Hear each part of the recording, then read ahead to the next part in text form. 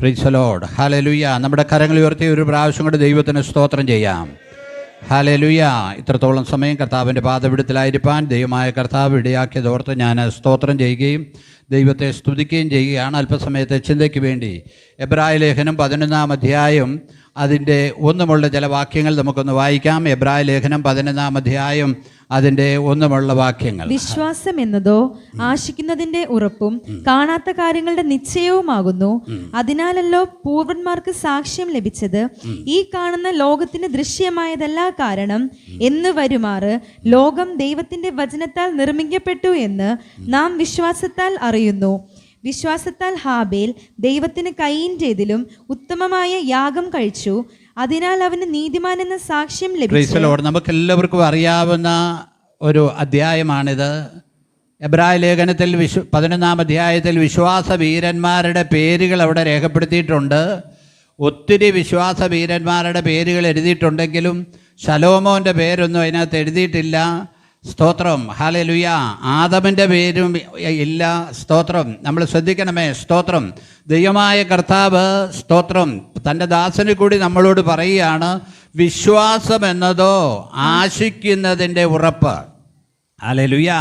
നമ്മുടെ ജീവിതത്തിൽ ഓരോ കാര്യങ്ങൾക്കും നമുക്ക് ഇതുണ്ടായിരിക്കണം. വിശ്വാസം എന്ന് പറഞ്ഞാൽ സ്തോത്രം നമ്മൾ ശ്രദ്ധിക്കണേ. അബ്രഹാം തൻ്റെ മകനായ ഇസ്ഹാക്കിനെ യാഗം അർപ്പിച്ചു എന്നാണ് നമ്മൾ താഴോട്ട് വായിക്കുമ്പോൾ നമുക്ക് എഴുതിയിട്ടുണ്ട്. ഹല്ലേലൂയ. വിശ്വാസത്താലാണ് അവനത് ചെയ്തത്. വിശ്വാസം എന്ന് പറയുമ്പോൾ നമ്മൾ ശ്രദ്ധിക്കണം, അവനൊരു കാര്യം അറിയാം, എൻ്റെ മകനെ യാഗം കഴിച്ചാലും ദൈവമായ കർത്താവ് അവനെ മടക്കി തരുമെന്ന് ഒരു വിശ്വാസം തനിക്കുണ്ടായിരുന്നു. നമ്മുടെ ജീവിതത്തിലും ചില കാര്യങ്ങളിൽ ദൈവം എനിക്ക് വേണ്ടി പ്രവർത്തിക്കുമെന്നുള്ളൊരു വിശ്വാസം നമ്മുടെ ജീവിതത്തിൽ വേണം. ഹല്ലേലൂയ. പക്ഷേ വിശ്വസിക്കുന്നത് ദൈവഹിതപ്രകാരമുള്ള കാര്യമായിരിക്കണം. വിശ്വസിക്കുന്നത് ദൈവഹിതപ്രകാരമുള്ള കാര്യമായിരിക്കണം വിശ്വസിക്കുന്നത്. ഹല്ലേലൂയ. നമ്മൾ ശ്രദ്ധിക്കണേ. സ്തോത്രം. നമ്മൾ വിശ്വസിക്കുക, എനിക്കൊരു വന്ദേ ഭാരത് ട്രെയിൻ കിട്ടുമെന്നും പറഞ്ഞ് വിശ്വസിച്ചുകൊണ്ടിരുന്ന അതൊന്നും നടക്കാൻ പോകുന്ന കാര്യമല്ല. നമ്മൾ വിശ്വസിക്കേണ്ടത് മാത്രമേ വിശ്വസിച്ചാൽ മതി. ഹല്ലേലൂയ. വിശ്വസിക്കേണ്ടത് മാത്രം വിശ്വസിച്ചാൽ മതി. ഹല്ലേലൂയ. ഞാൻ പണ്ടൊരിക്കൽ പറഞ്ഞതാണ്. സ്തോത്രം. എൻ്റെ ചേട്ടൻ പറഞ്ഞായിരുന്നു, മണിമലയാറിൻ്റെ തീരത്തുള്ള മണലെല്ലാം അവലൂസ് പൊടിയും പിന്നെ ഈ ഒഴുകുന്നതെല്ലാം അതുപോലെ ജ്യൂസ് പോലെ ആകട്ടെന്ന്. ഭയങ്കര ആഗ്രഹമാണ്. മണിമലയാറിൻ്റെ തീരത്തുള്ള മണൽ എല്ലാം പുള്ളിക്ക് അവലൂസ് പൊടിയാന്ന് ഒത്തിരി ഇഷ്ടമായിരുന്നു. അപ്പോൾ അതാണെന്ന് അങ്ങനെ വിശ്വസിച്ചാൽ വല്ലതും നടക്കുമോ? നടക്കത്തില്ല. അപ്പം നമ്മൾ വിശ്വസിക്കുന്ന ചില കാര്യം ദൈവഹിതപ്രകാരമായിരിക്കണം. നമ്മൾ പ്രാർത്ഥിക്കുന്ന ചില വിഷയം ദൈവഹിതപ്രകാരമുള്ള കാര്യമായിരിക്കണം. അന്യൻ നശിച്ചു പോകണമെന്ന് നമ്മൾ പ്രാർത്ഥിച്ചാൽ ഒരിക്കലും ദൈവം പ്രാർത്ഥന കേൾക്കത്തില്ല. സ്തോത്രം. ഹല്ലേലൂയ. നമ്മുടെ വിശ്വാസവും പ്രാർത്ഥനയും ദൈവഹിതപ്രകാരമുള്ളതായിരിക്കണം. സ്തോത്രം. അപ്പോഴാണ് അതിന്മേൽ എന്തുണ്ടാകുന്നത്? അനുഗ്രഹം ഉണ്ടാകുന്നത്. അപ്പോൾ നമ്മുടെ പ്രാർത്ഥനയൊന്ന് ശോധന ചെയ്യണം, നമ്മുടെ വിശ്വാസം ഒന്ന് ശോധന ചെയ്യണം. ദൈവഹിതപ്രകാരമാണോ നാം വിശ്വസിക്കുന്നതെന്ന് ശോധന ചെയ്യണം. ഹല്ലേലൂയ. ദൈവഹിതം മാത്രമേ നമ്മളിൽ നിറവേറത്തുള്ളൂ കേട്ടോ. ഹല്ലേലൂയ. നമ്മൾ എന്ത് പ്ലാൻ ചെയ്താലോ എന്തെല്ലാം കാര്യം ചിന്തിച്ചാലോ ദൈവഹിതമാണ് നമ്മുടെ ജീവിതത്തിൽ നിറവേറുന്നത്. ആ ദൈവഹിതത്തിന് വേണ്ടി സ്തോത്രം. ഹല്ലേലൂയ. ദൈവഹിതത്തിന് വേണ്ടി സ്തോത്രം. ഹല്ലേലൂയ. നമ്മളെ ഏൽപ്പിച്ചു കൊടുക്കണം. ഹല്ലേലൂയ. ഹല്ലേലൂയ. സ്തോത്രം. ഹല്ലേലൂയ. നമ്മളെല്ലാവരും ഒന്ന് സ്തോത്രം ചെയ്തിരുന്നേ. നമ്മുടെ സോൾ ബ്രദർ പറഞ്ഞാൽ അന്യോന്യം മോക്ക് ചിരിക്കുകയൊക്കെ ചെയ്യണം. അതൊരു പ്രത്യേക ട്രീറ്റ്മെൻറ്റ് കൂടെ ആകട്ടോ. അതൊരു സന്തോഷമെന്ന് പറഞ്ഞാൽ എപ്പോഴും നമ്മളിങ്ങനെ വിഷമിച്ചിരുന്നിട്ട് കാര്യമുണ്ടോ? ഇപ്പം നമ്മൾ ഈ മഴക്കാലം എന്ന് പറയുമ്പോൾ നമുക്കെല്ലാം സാമ്പത്തികമായ ഞെരുക്കമുള്ള സമയമാണ്. അനേകർക്ക് ജോലിയും വേലയും ഒന്നുമില്ല, എല്ലാം ബുദ്ധിമുട്ടാണ്. സ്തോത്രം. അപ്പോൾ നമുക്ക് സ്വാഭാവികമായിട്ട് ഞെരുക്കം വരും. അതിൻ്റെ കൂട്ടത്തിൽ രോഗങ്ങൾ, കുഞ്ഞുങ്ങൾ പനി, രോഗം, ബുദ്ധിമുട്ടെന്നൊക്കെ പറയുമ്പോൾ നമുക്ക് ബുദ്ധിമുട്ട് വരും, പ്രയാസം വരും. അതിങ്ങനെ ലോകത്തിലുള്ള കാരണമാണ്. നമ്മുടെ പഴയ കാരണവന്മാർ പറയുന്നൊരു കാര്യമുണ്ട്. കർക്കിടക മാസത്തിനെ എന്താ പറയുന്നത് കേട്ടിട്ടുണ്ടോ? വട്ടങ്ങാട്ടെ അമ്മച്ചി ഒന്ന് പറഞ്ഞേ. പഞ്ഞക്കക്കടകം, പഞ്ഞമാസം എന്ന് പറയും. എന്ന് വെച്ചാൽ പഴയ കാലുകൾ അങ്ങനെയാണ്. പണ്ടത്തെ നമ്മുടെ സോഴ്സ് എന്ന് പറയുന്നത് എന്തുവാ? വേറെ വരുമാനമൊന്നുമില്ല, മക്കൾക്കാർക്ക് ജോലിയൊന്നുമില്ല, സ്തോത്രം, ഒന്നുമില്ല. എന്തെങ്കിലുമൊക്കെ അരിഞ്ഞ് സൂക്ഷിച്ച് വെക്കും. കപ്പ വാട്ടി ഉണങ്ങി വെക്കും, അല്ലാതെ പച്ചക്ക ഉണങ്ങി വെക്കും, ചക്ക അരിഞ്ഞു വെക്കും, മാങ്ങ അരിഞ്ഞു വെക്കും, പിന്നെ ഇതെല്ലാം അച്ചാറാക്കിയിട്ട് വെക്കും, ചെയ്യാൻ പറ്റുന്ന വെളിച്ചെണ്ണയൊക്കെ ഉണ്ടെങ്കിൽ ആട്ടിച്ച് വെക്കും. ഇങ്ങനെയുള്ള കാര്യങ്ങളെല്ലാം ചെയ്താണ് നമ്മൾ ഈ മാസങ്ങൾ തരണം ചെയ്തു പോകുന്നത്. ഇപ്പം നമുക്ക് അങ്ങനെ ഒരു അനുഭവമല്ല. പ്രിയമുള്ളൊരു ഞെരുക്കമുണ്ടെങ്കിലും ദൈവം നമ്മെ നടത്തിക്കോളും. ഹല്ലേലൂയ. ഒരു ഞെരുക്കം വന്നാൽ ആ ഞെരുക്കം കൊണ്ട് നമ്മൾ തീരാനുള്ളവരല്ല, അത് നമ്മൾ വിശ്വസിക്കണം. ഒരു ഞെരുക്കം കൊണ്ട് നമ്മൾ ഒരിക്കലും എന്ത് ചെയ്യല, തീർന്നു പോകുകയില്ല. അതിനപ്പുറം ഒരു വിശാലതയുണ്ട്. ഹല്ലേലൂയ. ഹാഗാറിന് ഒരു കുടത്തിൽ വെള്ളം എടുത്ത് അവളുടെ തോളിൽ കൊടുത്ത് എന്ത് ചെയ്തു? ഹല്ലേലൂയ. അബ്രഹാം അയക്കാനിടയായി. സ്തോത്രം. ഹല്ലേലൂയ. ആ വെള്ളം അങ്ങ് തീർന്നു. മഴ നമ്മൾ വിചാരിക്കുന്നത് ഒരു കുടം വെള്ളം എങ്ങനെ തീരുന്നത്? അതിഉഷ്ണമുള്ള സ്ഥലത്ത് നമ്മൾ എത്ര ലിറ്റർ വെള്ളം കുടിച്ചാലും വെള്ളത്തിൻ്റെ കൊതി മാറുകയില്ല. ഞാൻ ഡൽഹിയിൽ ഒരിക്കലും ഏറ്റവും ചൂടുള്ള സമയത്ത് താമസിക്കാനിടയായി. എന്തോരം വെള്ളമാണ് കുടിക്കുന്നത്. അപ്പോൾ നമ്മൾ ടൗണിൽ സിറ്റിയിലൊക്കെ പോയി കഴിഞ്ഞാൽ കാണുന്ന ഈ അവിടെ ഉന്തുവണ്ടിയിൽ വെള്ളം സർവത്ത് പോലെ കൊടുക്കുന്നുമുണ്ട്. അത് അത്ര വൃത്തിയൊന്നുമില്ലെങ്കിലും നമ്മളങ്ങ് മേടിച്ച് കുടിച്ചോണ്ടേ ഇരിക്കും. നമുക്ക് താങ്ങാൻ പറ്റില്ല. അപ്പോൾ ചൂടുള്ള സ്ഥലത്ത് ഈ ഹാഗാറ് ഈ വെള്ളവുമായിട്ട് പോയാൽ അധികം നാൾ നിൽക്കാൻ പറ്റത്തില്ല. സ്തോത്രം. ഹല്ലേലൂയ.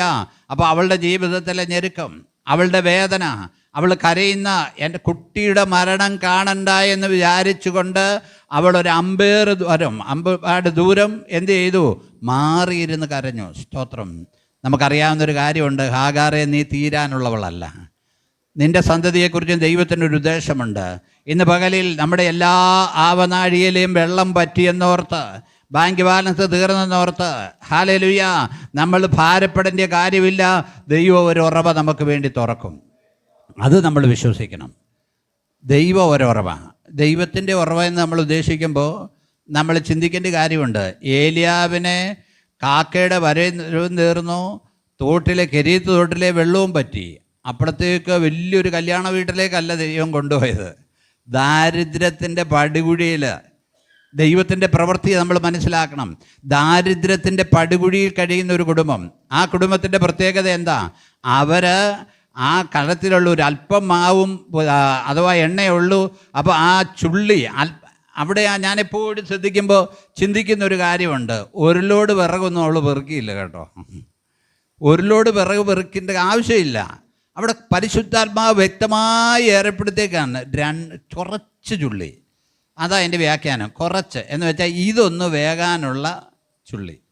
അല്ലാതെ ഈ പോകുന്ന പെട്ടി നമ്മൾ കാറ്റടിക്കുമ്പോൾ റബ്ബർ തോട്ടത്തിൽ കയറുന്ന പോലെ ഒന്നും ഇവർ ചുള്ളിയൊന്നും വലിച്ചില്ല കേട്ടോ. കാരണം അത് വലിക്കേണ്ട കാര്യമില്ല, അവർക്ക് പ്രതീക്ഷയില്ല. ആ ഒരു കുടുംബത്തിലേക്കാണ് ആരെ അയച്ചത്? ഏലിയാവിനെ അയച്ചത്. അപ്പം നമ്മുടെ നന്മ തുറക്കുമ്പോൾ നമ്മൾ വിചാരിക്കേണ്ടത് വലിയ നന്മ ഇങ്ങ് വരുമെന്ന്. സ്തോത്രം. നമുക്കാവശ്യത്തിനുള്ളത്, ഹല്ലേലൂയ, ആവശ്യത്തിനുള്ളത്. എന്നെ ആ ഭാഗം ചിന്തിക്കുമ്പോൾ തന്നെ സ്തോത്രം എന്നെ ചിന്തിപ്പിക്കാറുള്ളൊരു കാര്യമുണ്ട്. ഏലിയാവിന് സ്തോത്രം രാവിലെയും വൈകിട്ടും എന്ത് ചെയ്തുകൊണ്ട് കൊടുത്തു? അപ്പം കൊടുത്തു. 3 നേരം കൊടുക്കാമായിരുന്നു. സ്തോത്രം.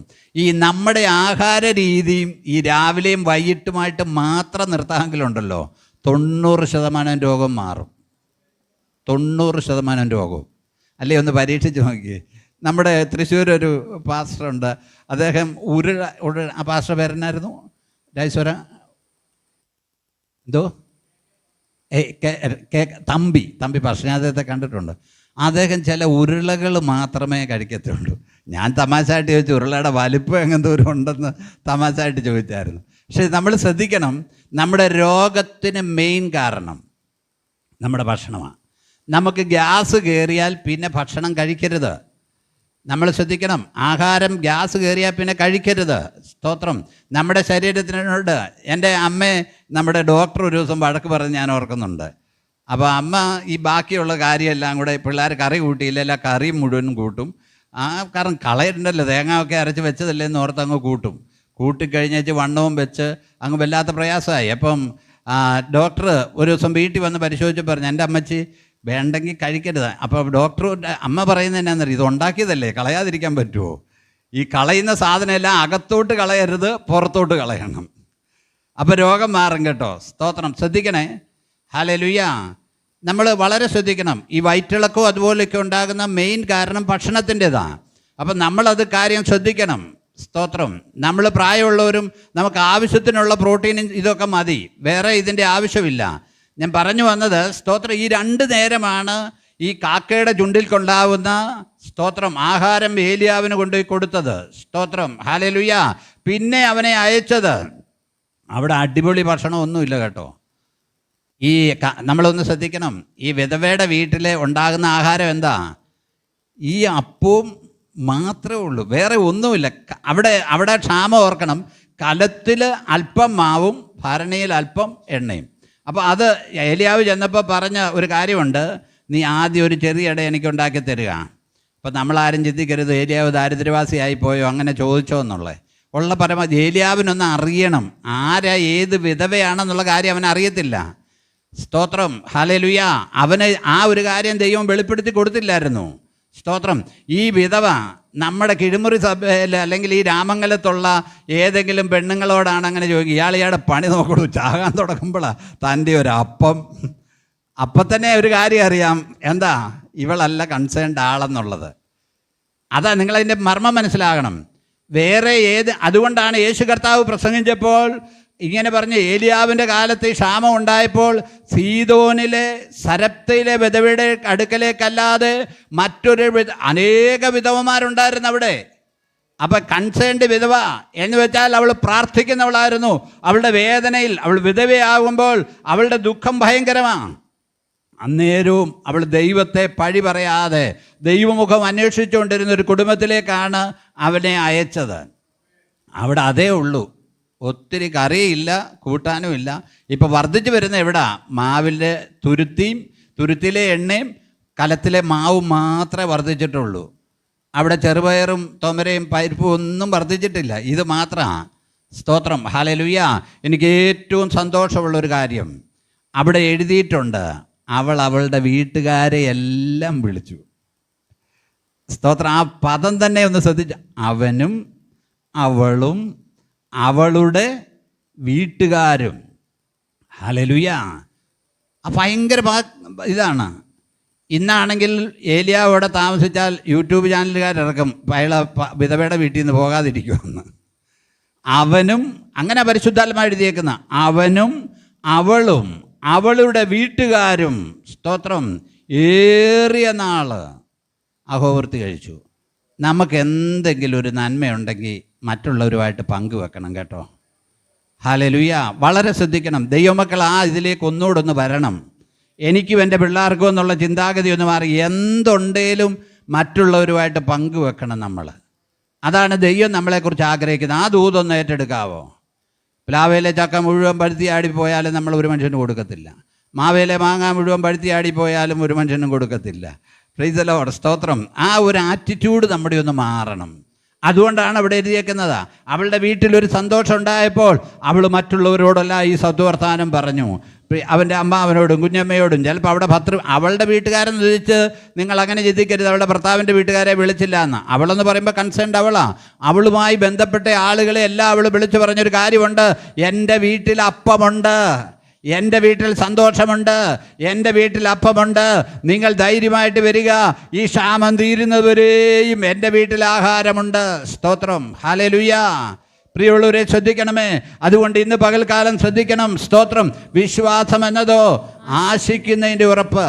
ചില കാര്യങ്ങൾ ആവശ്യമുള്ളതേ നമ്മൾ ചോദിക്കാവുള്ളൂ. ഒരു വചനത്തിൽ ഇങ്ങനെയുണ്ട്, വല്ലാതെ യാചിക്കൊണ്ട് എന്ത് ചെയ്തില്ല? ഒന്ന് ചേർന്ന് പറഞ്ഞാൽ ഇപ്പോൾ അവസാനിപ്പിക്കാം. വല്ലാതെ യാചിക്കൊണ്ട് ഒന്നും ലഭിച്ചില്ലെന്ന്. Hallelujah, hallelujah. സ്തോത്രം. അനീഷ്കാവാലത്തിൻ്റെ ഒരു പ്രസംഗമുണ്ട്. മക്കളെ എല്ലാം പ്രാർത്ഥിച്ച് ലണ്ടനിലും അമേരിക്കയിലും ജർമ്മനിയിലും യൂറോപ്പിലും എല്ലാം വിട്ടു. ഇവിടെ വേറെ ആരും തെറ്റിദ്ധരിക്കരുത് കേട്ടോ, നമ്മളെല്ലാവരും ഇപ്പം നമ്മളും ചെയ്തുകൊണ്ടിരിക്കുന്നത് അതല്ലേ. മരിക്കാറായപ്പോൾ ആരുമില്ല. സ്തോത്രം, ഹല്ലേലൂയ. അദ്ദേഹത്തിൻ്റെ പ്രസംഗം കേട്ടവർക്കറിയാം. അപ്പോൾ ചില പ്രാർത്ഥന നമ്മൾ സൂക്ഷിച്ച് പ്രാർത്ഥിക്കണം. ഹല്ലേലൂയ, സ്തോത്രം. ഇപ്പം ഞാൻ നെഗറ്റീവായിട്ട് ഞാനും അതിനകത്തൂടെ പോകുന്ന ആളല്ലേ, പിള്ളേരെല്ലാം ഇതല്ലേ. അതുകൊണ്ടല്ലേ ഞാനിവിടെ എന്നാൽ കല്ലറ പണിതിട്ടത്. പിള്ളേർ ആരും നാട്ടിലില്ല. ഇനി വന്നാൽ ഉടനെ ഇതെല്ലാം ചുമന്നുകൊണ്ട് പോകണമെങ്കിലോ എന്ന് ഓർത്ത് പിള്ളേർക്ക് എളുപ്പമായിട്ടെന്ന് ഓർത്ത് ഞാൻ പണിതതാ. സ്തോത്രം, ഹല്ലേലൂയ. ഞാൻ പറഞ്ഞത് സ്തോത്രം, നമ്മുടെ പ്രാർത്ഥനകൾ നമ്മൾ വളരെ ശ്രദ്ധിക്കണം. ഹല്ലേലൂയ, സ്തോത്രം. നമ്മൾ ആ ദൈവഹിതപ്രകാരമുള്ള കാര്യങ്ങൾ പ്രാർത്ഥിക്കണം. ഹല്ലേലൂയ, സ്തോത്രം. ഹല്ലേലൂയ, ശ്രദ്ധിക്കണേ, സ്തോത്രം.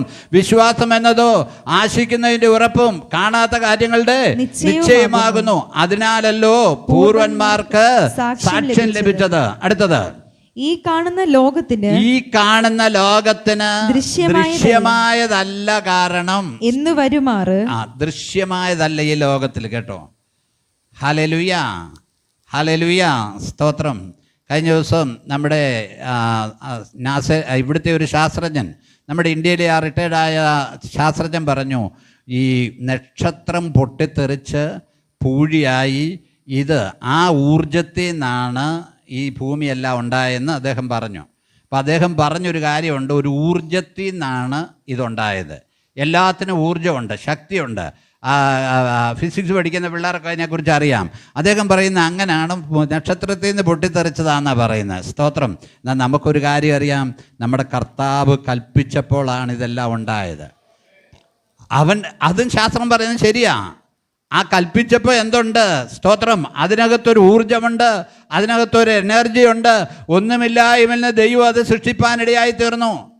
അതുകൊണ്ടാണ് ഹിന്ദുക്കളും പറയുന്നത് ഓം എന്നുള്ള ശബ്ദത്തിൽ നിന്നാണ് ഉണ്ടായെന്ന്. അവർ പറഞ്ഞൊരു ശബ്ദമുണ്ടായി, ആ ശബ്ദമുണ്ടായി, അവർക്ക് ശരിക്കും മനസ്സിലായിട്ടില്ല. ആ ഒരു ശബ്ദത്തിൽ നിന്നുണ്ട്. നമുക്കും അറിയാം അങ്ങനെയാ. കർത്താവ് ഉണ്ടാകട്ടെ എന്ന് എന്ത് ചെയ്തു? കൽപ്പിച്ചു. സ്തോത്രം. ഹല്ലേലൂയ. ഇവിടെ എന്താ എഴുതിയിരിക്കുന്നത്? ഒന്നുമില്ലായ്മയിൽ നിന്ന്. കാണുന്നതല്ല, ഈ കാണാത്ത എന്തോരം കാര്യങ്ങൾ ഈ അന്തരീക്ഷത്തിലുണ്ട്. ഇവിടെ ആരെങ്കിലും ദൂതന്മാരെ കാണുന്നുണ്ടോ? കാണുന്നില്ല. പക്ഷേ നമുക്ക് ചുറ്റും എന്തുണ്ട്? ദൂതന്മാരുണ്ട്. ഹല്ലേലൂയ, ദൂതന്മാരിവിടെയുണ്ട്. ഇവിടെ എന്തോരം റേഡിയോ വേവ്സും അതുപോലെ ടി വിയുടെ വേവ്സും എല്ലാം പൊയ്ക്കൊണ്ടിരിക്കുന്നുണ്ട്. കാണുന്നുണ്ടോ? കാണുന്നില്ല. ഓക്സിജൻ ഉണ്ട്, നൈട്രജൻ ഉണ്ട്, കാർബൺ ഡൈ ഓക്സൈഡ് ഉണ്ട്, ഇതെല്ലാം ഇവിടെയുണ്ട്. നാം കാണുന്നില്ല. അപ്പോൾ നമ്മൾ വിചാരിക്കേണ്ട ഒരു കാര്യമുണ്ട്, ചില കാര്യങ്ങൾ നീ കാണുന്നില്ലേലും നിനക്ക് വേണ്ടി പ്രവർത്തിപ്പാൻ, നീ കാണുന്നില്ലേലും നിൻ്റെ ദൃശ്യമായ കണ്ണിന് കാണുന്നില്ലെങ്കിലും നിനക്ക് വേണ്ടി പ്രവർത്തിക്കാൻ ദൈവത്തിന് പദ്ധതിയുണ്ട്. നീ പക്ഷെ കാണുന്നില്ല, കേട്ടോ. നീ കാണുന്നില്ല. ദൃശ്യമായതൊന്നും നിനക്ക് ഒരു സോഴ്സ് നിൻ്റെ മുമ്പിലില്ല. എല്ലാ വാതിലും അടഞ്ഞതാണെന്ന് തോന്നിയേക്കാം. എന്നാൽ സ്തോത്രം, ചിലത് ദൈവം നിനക്ക് വേണ്ടി ഒരുക്കുന്നുണ്ട്. ഹല്ലേലൂയ. ചില കാര്യങ്ങൾ ദൈവം നിനക്ക് വേണ്ടി ഒരുക്കുന്നുണ്ട്. ഹല്ലേലൂയ, ഹല്ലേലൂയ, സ്തോത്രം. നമ്മുടെ തലമുറകൾക്ക് വേണ്ടി നാം വളരെയധികം പ്രാർത്ഥിക്കണം. നമ്മുടെ തലമുറകൾ നമ്മളെ അനുസരിച്ച് സ്തോത്രം മുമ്പോട്ട് പോകുവാൻ. അനേക ഇടങ്ങളിൽ തലമുറകൾ ഒരു പ്രായം കഴിഞ്ഞു കഴിഞ്ഞാൽ സ്തോത്രം അവരെ അനുസരിക്കില്ല. മാതാപിതാക്കൾക്ക് ഒരു കൺട്രോളും അവരുടെ മേലില്ല. ഉന്നതമായ രാജ്യങ്ങളുടെ പേരൊന്നും ഞാൻ എടുത്തു പറയുന്നില്ല. വിദേശ രാജ്യങ്ങളിൽ 18 വയസ്സ് കഴിഞ്ഞ കുഞ്ഞുങ്ങളുടെ മേൽ മാതാപിതാക്കൾക്ക് യാതൊരു സ്വാതന്ത്ര്യവുമില്ല. അവരിഷ്ടമുള്ളിടത്ത് ജീവിക്കും, ഇഷ്ടമുള്ളതുപോലെ ജീവിക്കും. സ്തോത്രം. ആ ഒരു അനുഭവത്തിലാണ് അവർ പോകുന്നത്. അവർ പ്രത്യേകം റൂം എടുത്ത, എനിക്ക് വ്യക്തിപരമായി അറിയാവുന്നവരുമുണ്ട്. 18-19 വയസ്സായി കഴിയുമ്പോൾ കുഞ്ഞുങ്ങൾ ആണും പെണ്ണും വീട്ടിൽ നിന്ന് പോവുക. അവർ പ്രത്യേകം റൂം എടുത്ത് താമസിക്കുക. സ്തോത്രം. അവരെ വല്ലപ്പോഴും മാതാപിതാക്കളെ വന്ന് മനസ്സുണ്ടേ വന്ന് കാണും. ഈവൻ മലയാളി കുടുംബങ്ങളിലെ കാര്യമാണ് ഞാൻ പറയുന്നത്. അവർക്ക് വിവാഹം ഇഷ്ടമല്ല, വിവാഹം കഴിക്കത്തില്ല. സ്തോത്രം. ഹല്ലേലൂയ. ഒരു പ്രത്യേക ജീവിതത്തിലാണ് പോകുന്നത്. അതുകൊണ്ട് നമ്മൾ തലമുറകൾക്ക് വേണ്ടി പ്രാർത്ഥിക്കണം. ഇന്ന് പകല് ഞാൻ ഓർപ്പിക്കട്ടെ. സ്തോത്രം. ഇയ്യോബിനോട് ദൈവം പറയുന്നൊരു കാര്യമുണ്ട്. ഇയ്യോബിൻ്റെ പുസ്തകം 38-ാം അധ്യായം 4 വാക്യങ്ങൾ എന്ന് വായിച്ചേ. ഇയ്യോബിൻ്റെ പുസ്തകം 38-ാം അധ്യായം 4 വാക്യങ്ങൾ. ഇയ്യോബിൻ്റെ പുസ്തകം 38-ാം അധ്യായം 4. ഭൂമിക്ക് അടിസ്ഥാനമിട്ടപ്പോൾ നീ എവിടെയായിരുന്നു? ഇയ്യോബിനോട് ദൈവം ചോദിക്കുന്നുണ്ട്. ഇയ്യോബിനെ കുറിച്ച് ഇന്ന് പകൽ സംസാരിച്ചായിരുന്നു. ഇയ്യോബ്, ഞാൻ ഭൂമിക്ക് അടിസ്ഥാനം ഇട്ടപ്പോൾ നീ എവിടെയായിരുന്നു? നിനക്ക് വിവേകമുണ്ടെങ്കിൽ പ്രസ്താവിക്ക. അതിന്റെ അളവ് നിയമിച്ചവൻ ആർ? നീ അറിയുന്നുവോ? അല്ല, അതിന് അളവ് നൂൽ പിടിച്ചവനാർ? Praise the lord. ഹല്ലേലൂയ. പശ്ചാത്തലമൊക്കെ നമുക്കറിയാം. ദൈവം ഇയ്യോബിനോട് ചോദിക്കുക, ഇന്ന് പകലിൽ നിനക്ക് വേണ്ടി അളവ് നൂൽ പിടിക്കുന്ന ഒരു കർത്താവുണ്ട്. നിനക്ക് വേണ്ടി അളവ് നൂൽ പിടിക്കുന്നവരോ? സങ്കീർത്തനക്കാരൻ ഇങ്ങനെ പറയാ, അളവ് നൂൽ എനിക്ക് മനോഹര ദേശത്ത് വീണിരിക്കുന്നു, അതേ എനിക്ക് നല്ലൊരു അവകാശം ലഭിച്ചിരിക്കുന്നു. സ്തോത്രം. ഹല്ലേലൂയ. എനിക്ക് നല്ലൊരു അവകാശം ലഭിച്ചിരിക്കുന്നു. ഹല്ലേലൂയ, ഹല്ലേലൂയ, സ്തോത്രം. അളവ് നൂൽ നമുക്ക് എവിടെയാണ് സ്തോത്രം അളവ് നൂല് വീടേണ്ടതെന്ന് വെച്ചാൽ നമ്മൾ ദൈവത്തോടൊന്ന് പറഞ്ഞാൽ മതി. നമ്മൾ പല വിഷയങ്ങളിൽ ഭാരപ്പെടുന്നവരാ. കർത്താവേ, നിൻ്റെ അളവൊന്നുമില്ല എനിക്ക് മനോഹര ദേശം. ചില കാര്യം നമ്മൾ ദൈവത്തോട് പറയണം കേട്ടോ. നമ്മൾ ഒറ്റയ്ക്ക് ദൈവത്തോട് പറയണം. ഈ കൂട്ടപ്രാർത്ഥനയിൽ വലിയ ഇതൊന്നുമില്ല കേട്ടോ കാര്യം. അങ്ങനെ പറഞ്ഞാൽ വിരോധമല്ല പറയുന്നത്. കൂട്ടപ്രാർത്ഥന നല്ലതാണ്, പോകണം. പക്ഷേ ആ കൂട്ടപ്രാർത്ഥനയിൽ ആർക്കെങ്കിലും അവരുടെ പേഴ്സണലായ കാര്യം പ്രാർത്ഥിക്കാൻ പറ്റുമോ? ദൈവത്തോട് നമ്മുടെ കടഭാരവും രോഗവും രഹസ്യരോഗവും അതൊക്കെ പറയാൻ പറ്റുമോ? നമ്മുടെ വേദനകൾ പറയാൻ പറ്റുമോ? പക്ഷേ നമ്മുടെ വിഷയങ്ങൾ ദൈവത്തോട് പറയണം. Hallelujah, hallelujah, hallelujah. പണ്ട് നമ്മൾ കേട്ടിട്ടുള്ള വടക്കേ ഇന്ത്യയിൽ ഒരു കൊച്ചു പ്രാർത്ഥിച്ചു, കർത്താവേ, ഞങ്ങൾക്ക് ആലയത്തിനൊരു സ്ഥലം ഇവിടെ വേണം. അവർക്കറിയാവുന്ന ഒരു കാര്യമുണ്ട്, സ്വർഗം എൻ്റെ സിംഹാസനവും ഭൂമി നിൻ്റെ പാദപീഠവുമാണ്. അപ്പോൾ ദൈവം തമ്പുരാൻ പാദപീഠം ഈ ഭൂമിയെ ചവിട്ടിയേക്കുക.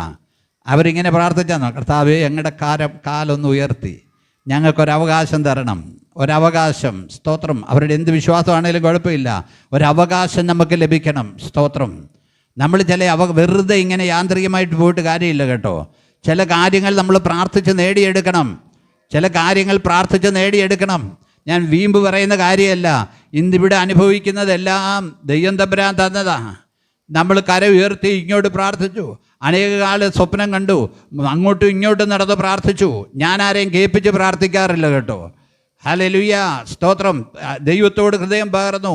നമുക്ക് ഓരോ കാര്യങ്ങൾ നമുക്കറിയാം. പണ്ട് ഇവിടെ വന്ന മേഴ്സി ചേച്ചിയും വട്ടങ്ങാട്ടെ അമ്മച്ചിയൊക്കെ ആദ്യം വരുമ്പോൾ നടന്ന് കണ്ടത്തിൽ കൂടെ കയറി വന്ന് ഇവിടെ പരുക്കനിട്ട് ഒരു തറയിലാണ് ഞങ്ങൾ ഇരുന്നുകൊണ്ടിരുന്നത്, ആ കയറി വരുന്ന മുറി. സ്തോത്രം. ഹല്ലേലൂയ. നമ്മൾ ചിലത് ദൈവത്തോട് പറയണം. ഹല്ലേലൂയ. ചിലത് ദൈവത്തോടൊന്ന് പറയണം. ദൈവം പ്രവർത്തിക്കാൻ മതിയായവനാ. സ്തോത്രം. ഹല്ലേലൂയ.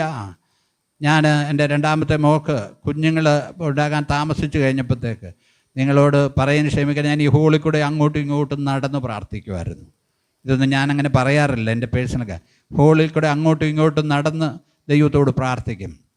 ഹല്ലേലൂയ. കർത്താവേ, നീ ഒന്ന് പ്രവർത്തിക്കണമേ. നമ്മൾ എന്താ ചെയ്യേണ്ടേ? നമുക്കൊരു കഴിവുമില്ല. ദൈവത്തോട് സ്തോത്രം നടന്ന് പ്രാർത്ഥിച്ചുകൊണ്ടിരുന്നു. സ്തോത്രം. ഹല്ലേലൂയ.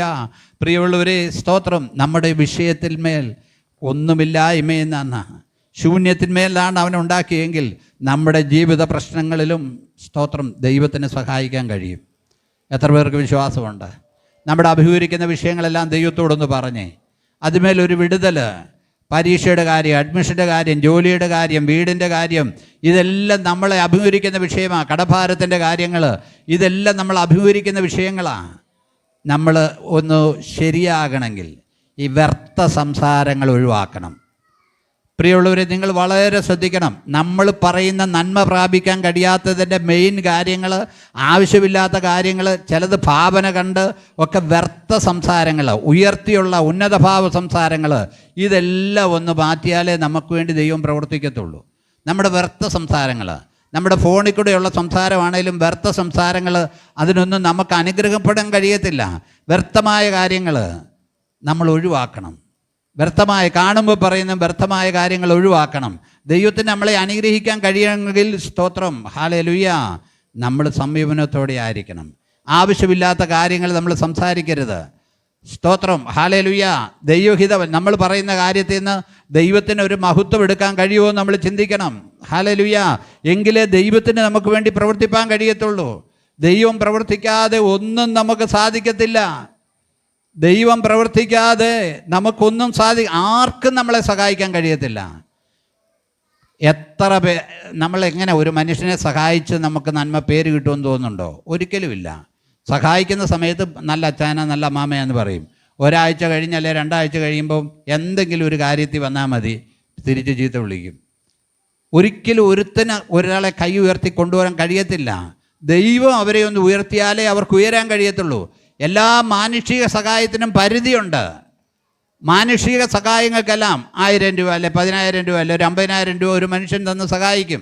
ചിലർ വിവാഹ സഹായം, എന്നോടിപ്പോൾ പല ആളുകളും ചില കുഞ്ഞുങ്ങളുടെ വിവാഹ സഹായം ചോദിച്ചു. ഞാൻ പറഞ്ഞു, ഇപ്പോൾ ഒന്നും ചെയ്യാൻ പറ്റത്തില്ല, എനിക്ക് മനുഷ്യരോട് പൈസ ചോദിക്കുന്നത് ഇഷ്ടമല്ല. സ്തോത്രം. ഹല്ലേലൂയ. ആർക്ക് സഹായിക്കാൻ കഴിയും?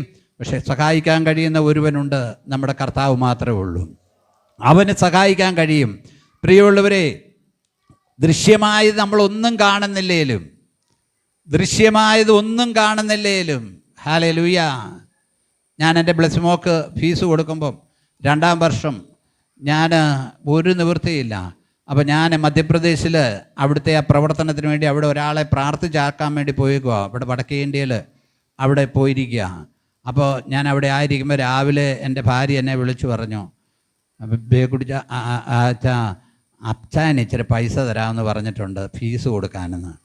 അപ്പോൾ എൻ്റെ മനസ്സ്, ഞാൻ അവിടെ പ്രവർത്തനത്തിന് പോയാൽ എൻ്റെ മനസ്സ് മുഴുവൻ കൊച്ചിൻ്റെ ഫീസ് കൊടുക്കുന്നതിനൊക്കെ വേണ്ടി ആകുലപ്പെട്ടുകൊണ്ടിരിക്കുകയായിരുന്നു. അപ്പോൾ അച്ഛൻ വിദേശത്തെങ്ങാണ്ട് ഗൾഫിലെങ്ങാണ്ട് പോയത് അവിടുത്തെ പാസ്റ്റർ ഇല്ലാഞ്ഞപ്പം പാസ്റ്റർ നാട്ടിൽ പോയപ്പോൾ അച്ഛനെ വിളിച്ച് 1 മാസത്തെ ചാർജ് കൊടുത്തു. പോരാൻ നേരത്ത് അവർ ആ പാസ്റ്റർക്കുള്ള അച്ഛന് ഒരു സ്വോത്രകാഴ്ച കൊടുത്തതാണ്, വേറെ എങ്ങും പോയി മേടിച്ചല്ല. 1 മാസത്തെ അവിടുത്തെ പാസ്റ്റർക്ക് കൊടുക്കേണ്ട പൈസ അച്ഛന് കൊടുത്തു. അച്ഛൻ ഇവിടെ നാട്ടിൽ വന്നേ ചാനിമോളോട് വിളിച്ചു പറഞ്ഞു അത് കൊച്ചിന് ഫീസ് കൊടുക്കാൻ തരാമെന്ന്. അപ്പോൾ ഞാൻ ആ മനസ്സിലുണ്ടായ സന്തോഷം, ഹല്ലേലൂയ. ഞാൻ പറയും എനിക്കൊന്നും പ്രതീക്ഷിക്കാൻ കഴിയത്തില്ല. ആ പാസ്റ്റർക്ക് നാട്ടിൽ പോകാൻ തോന്നിയതും അച്ഛനെ വിളിക്കാൻ തോന്നിയതും അവർക്കൊരു സ്വോത്രകാഴ്ച കൊടുക്കാൻ തോന്നിയതും എല്ലാം ദൈവത്തിൻ്റെ പ്രവർത്തനമാണ്. ഇത് നന്ദിയോടെ ഞാൻ ഇതായിട്ട് പറയല്ല, ദൈവം പ്രവർത്തിക്കുന്ന അങ്ങനെയാണ്, അല്ലാതെ നമുക്ക് വിദേശ സഹായം ഒന്നും ഉണ്ടായിട്ടല്ല. പ്രിയമുള്ളവരെ ശ്രദ്ധിക്കണമേ, സ്തോത്രം. ദൈവം എങ്ങനെ പ്രവർത്തിക്കുന്നത് നമുക്ക് പറയാൻ കഴിയത്തില്ല, ആരിൽ കൂടിയാണ് പ്രവർത്തിക്കുന്നത് നമുക്ക് പറയാൻ കഴിയത്തില്ല. സ്തോത്രം, ഹല്ലേലൂയ. എൻ്റെ ഒരു കസിൻ ബ്രദറിൻ്റെ ഭാര്യ ഇന്ന് മരിച്ചു പോയിട്ടുണ്ട്. രാവിലെ 8 മണിക്ക് തിരുവല്ലയിലാണ്. മാതാവ് കൊച്ചുമോക്ക് ഫീസ് കൊടുക്കാൻ നിവൃത്തിയില്ലാഞ്ഞ് അവിടെ പരീക്ഷ ലാസ്റ്റ് ഇയർ BS നേഴ്സിംഗ് പരീക്ഷ എഴുതിക്കാൻ എന്നെ ഒരു ദിവസം വിളിച്ചു. ബേക്കുട്ടി മോനെ ഞങ്ങളെ ഒന്ന് സഹായിക്കണം. ഞാൻ മോനെ എന്നെ എങ്ങനെ വിളിച്ച് മോനെ ഞങ്ങളെ ഒന്ന് സഹായിക്കണം, വല്ലാത്ത പ്രതിസന്ധിയിലാണ്. ഞാൻ പറഞ്ഞു കൊച്ചമ്മ ഞാനൊരു കാറിൽ പോകുന്നുകൊണ്ടിരിക്കുക, എൻ്റെ കൂടെ ആരൊക്കെ ഉണ്ട്. കൊച്ചമ്മ ഒരു നിവൃത്തിയില്ല, ഞാൻ ആരോട് പറയാനാ? ബേക്കുട്ടി നീ നോ പറയരുത്, എൻ്റെ കൊച്ചിന് പരീക്ഷ എഴുതാൻ പറ്റത്തില്ല, കൊച്ചുമോക്ക് നോ പറയരുത്. ഞാൻ എൻ്റെ സ്വന്തക്കാരോടും ചാർച്ചക്കാരോടും എല്ലാം അവരുടെ ആ ഫോണിൻ്റെ ക്ലിപ്പ് അങ്ങ് ഇട്ട് കൊടുത്തു. ആ ഫോൺ ചെയ്ത ക്ലിപ്പ്. പ്രിയമുള്ളവരെ, ആ ഫോൺ ചെന്നെടുത്തു നിന്നൊക്കെ എൻ്റെ സഹോദരങ്ങൾ സമുദായക്കാർ ഇവർ ബന്ധക്കോസിലാണ് ആ കൊച്ചിൻ്റെ ഫീസ് കൊടുക്കാനുള്ള സഹായിച്ചു. സ്തോത്രം, ഹല്ലേലൂയ. ദൈവം എങ്ങനെ പ്രവർത്തിക്കും നമുക്കറിയാം. ഞാൻ ഈ ഉദാഹരണം എല്ലാം പറയുന്നത് ദൈവം നിനക്ക് വേണ്ടി എങ്ങനെ പ്രവർത്തിക്കും നിനക്കറിയാൻ കഴിയത്തില്ല. അതുകൊണ്ട് ദൈവകരങ്ങളിലേക്ക് നമ്മെ ഏൽപ്പിക്കാം. സ്തോത്രം. വിശ്വാസം എന്നതോ ആശിക്കുന്നതിൻ്റെ ഉറപ്പും കാണാത്ത കാര്യങ്ങൾ. ചില കാര്യങ്ങളൊന്ന് സ്വപ്നം കാണുക, ചില കാര്യങ്ങൾ ദൈവസന്നിധിയിൽ വെച്ച് പ്രാർത്ഥിച്ച് വെറുതെ ഇച്ചിരി നേരം ദൈവസന്നിധിയിൽ ഒന്ന് ഇരിക്കുക. ദൈവത്തിൻ്റെ സന്നിധിയിൽ നിന്ന് പെട്ടെന്ന് ഓടിപ്പോകാതെ പ്രാർത്ഥിക്കുമ്പോൾ മുട്ടുമടക്കി ഇരിക്കുമ്പോൾ ചിലത് നീ ഒന്ന് സ്വപ്നം കാണ്. എൻ്റെ ദൈവം എനിക്ക് വേണ്ടി പ്രവർത്തിക്കുമെന്നൊന്ന് സ്വപ്നം കാണ്. എന്നെ ശുശ്രൂഷയ്ക്ക് വേണ്ടി ആക്കുമെന്ന് നീ ഒന്ന് സ്വപ്നം കാണ്. ദൈവം ഒരു വിശാലത എനിക്ക് തരുമെന്ന് നീ ഒന്ന് സ്വപ്നം കാണ്. ദൈവം പ്രവർത്തിപ്പാൻ മതിയായവനാ. നമുക്ക് പ്രാർത്ഥിക്കാം.